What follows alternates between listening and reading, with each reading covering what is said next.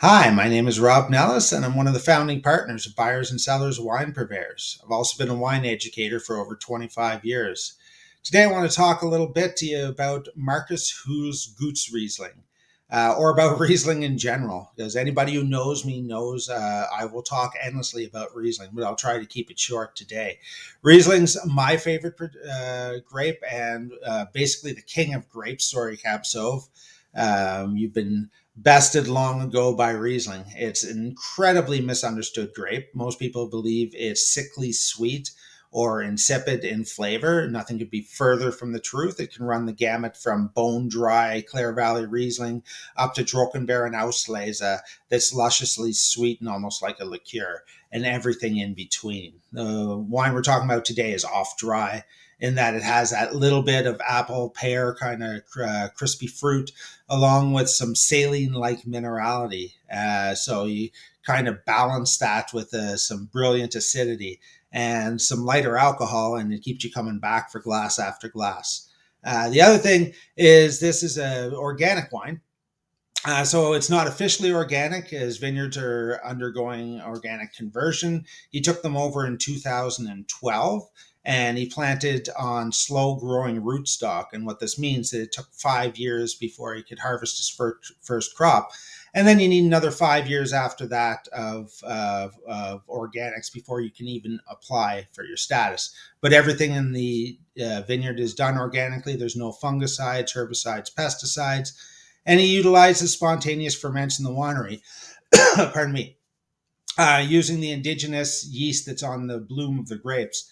And this allows for a long, slow fermentation, which Marcus believes adds to the complexity of the final wine.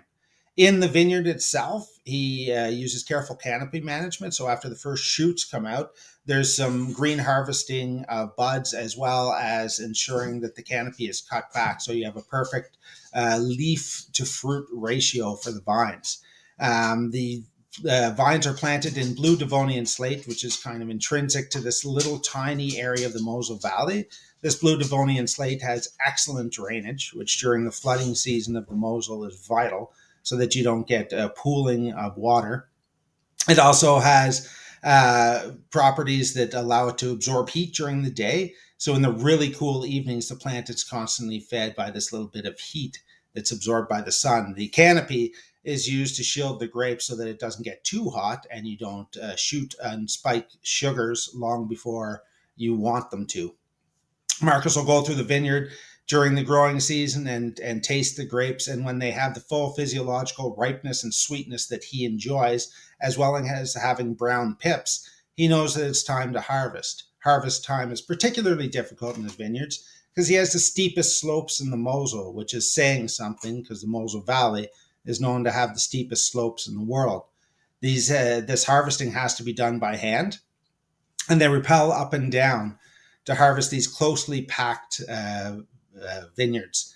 This is a painstaking process, and you'd think the wines are ridiculously expensive, but he wants you to enjoy his wines despite only producing 3,300 bottles a year.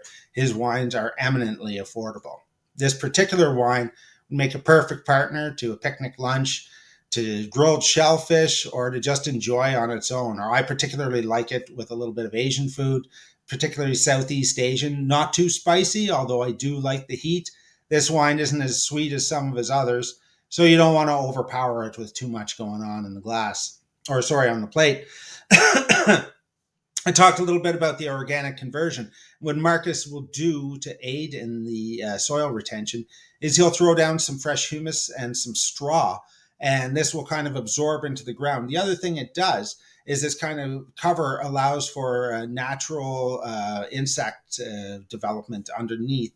And these insects are vital to fighting the pests that vineyards can have.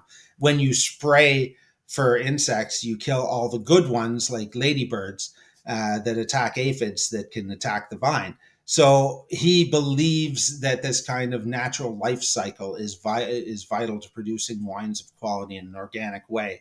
And I think most consumers these days are looking for sustainable wineries. And that's the other piece to this, is that he ensures that everything he does is sustainable. He eschews copper sulfate, and he makes sure that all of his processes are with an eye towards ecology and biodiversity. I think that once you try this Riesling, you'll see that this is a lot more balanced than some of the other Rieslings on the market. It isn't the cheapest Riesling you're going to find, but it certainly gives that price to value ratio that your customers will really enjoy. If you do decide to put this on by the glass, that brilliant acidity has a little extra that it can give you, and that the wines will hang in a little bit longer when open. You can get sometimes 3 to 4 days before the wine starts to go stale. That acidity keeps it in balance. It's got a Stelvin closure so that you can twist the top, put it back in the fridge, and keep serving it. But hopefully your customers, because of its fresh acidity, are going to come back for another glass, and you won't have to worry about capping that bottle up at all. If you are interested in these Rieslings, I invite you to try others. If you're not a Riesling fan already, if you start your exploration in our nearby Niagara vineyards and then work your way across the world to Germany, maybe some Alsatian where it gets a little bit beefier and brawnier, and then head over to Australia where Clare Valley is doing some absolutely magnificent work with Riesling. Thanks very much and have a fantastic day.